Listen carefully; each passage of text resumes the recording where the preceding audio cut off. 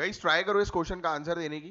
तो देखो गाइस, प्राचीन भारत में स्पेशली धर्मशास्त्र की बात करें, जैसे कि मनुस्मृति हो गई, इनके दौर में वर्ण सिस्टम पर आधारित शादियों को दो कैटेगरी में डिवाइड किया गया था।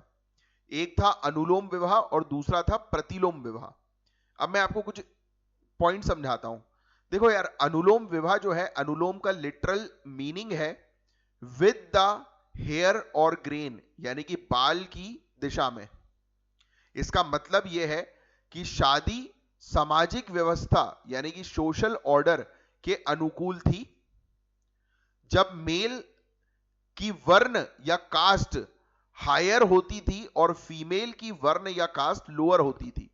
तो अनुलोम विवाह जो है, इसका मतलब है कि मेल जो होगा, पुरुष जो होगा, वो हाई वर्ण का होगा, हाई कास्ट का होगा, और महिला जो होगी वो लो कास्ट की होगी, लो कास्ट की होगी या लो वर्ण की होगी।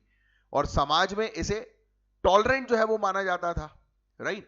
और कुछ धर्मशास्त्र में इसकी परमिशंस भी थी, लेकिन ये आदर्श जो है वो नहीं थी, है ना। तो ये चीज ध्यान में रखिएगा। एक ब्राह्मण पुरुष का क्षत्रिय या वैश्य या शूद्र महिला से विवाह, आप कह सकते हैं, इसका एग्जाम्पल है। प्रतिलोम विवाह की बात करें तो प्रतिलोम का लिटरल मीनिंग है अगेंस्ट द हेयर और ग्रेन, बाल की दिशा के विपरीत। इसका मतलब है कि यह शादी सामाजिक व्यवस्था के प्रतिकूल है।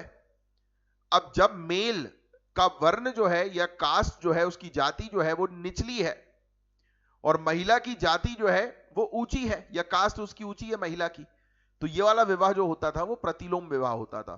तो समाज में इसे पूरी तरह, मतलब आप कह सकते हैं कि इसकी निंदा की जाती थी, और इसको मतलब प्रोहिबिट माना जाता था कि भाई ये बैंड है, ये नहीं करेंगे ऐसे विवाह।